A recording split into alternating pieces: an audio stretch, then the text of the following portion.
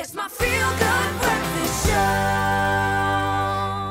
Welcome back. You're live with Expresso, and you can probably tell by the excitement in my voice how pumped up I am about this next feature. From the 18th to the 24th of November, Cape Town's public spaces are going to be transformed into open-air galleries, theatres and performance venues, if you will, for the popular public arts festival Infecting the City. I absolutely love the name alone. So joining us in studio to tell us a bit more about this year's festival and about his craft from the local and international artists who will be participating, to the significance of the festival in the theatre market, I think in our general consciousness, if you will.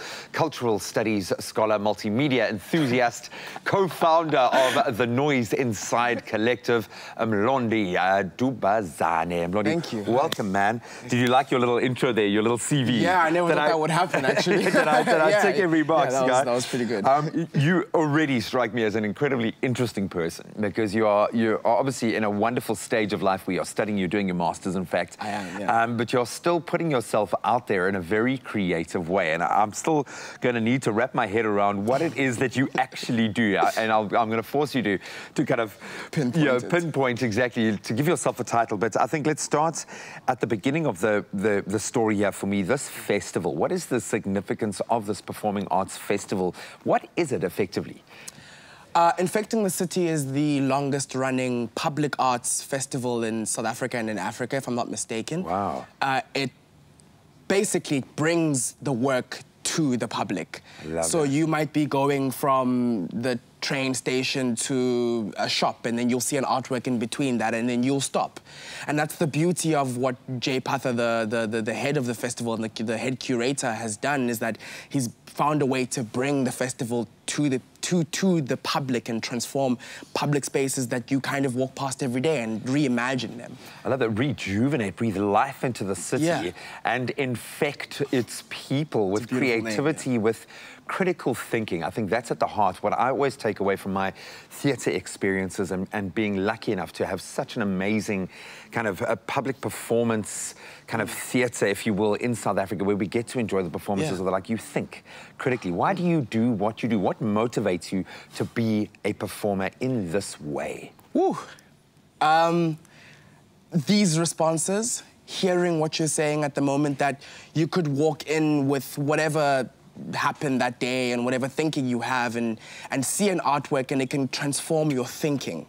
But also, besides from that, it's taking kind of everyday interactions and making them beautiful on stage or in public is the thing that really motivates me to keep doing this. It's this human-to-human interaction, which is what makes theatre beautiful. I mean, you're going into public spaces, it's like you're there. It's not like you're sitting in an audience and there's lights in between. Of course. So what is your performance titled? Have you titled your performance? And what is it essentially? What are you? Are you a dancer? Are you an actor? How would you express what you do? I express myself as a multidisciplinary artist. So I'm a dancer, I'm an actor, I'm a writer, I'm a director. Because the realm of theatre at the moment requires you to be able to need to know how to do all those things in one. You need to be that full story.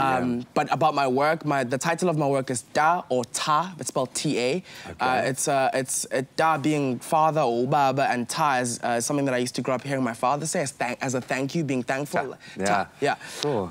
So it's an ode to my father, but it also uses pop culture references. And kind of, it's a look into masculinity and intimacy between men and in myself also. Good timing for that.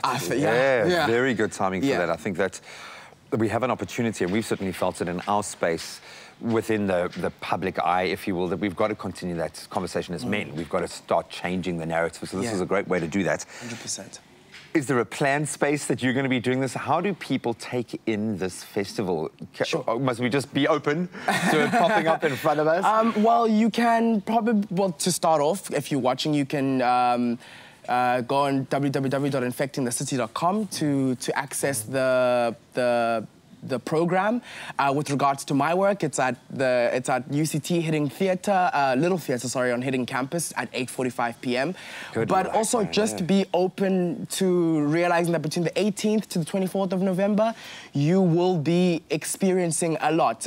Anything and everything can happen.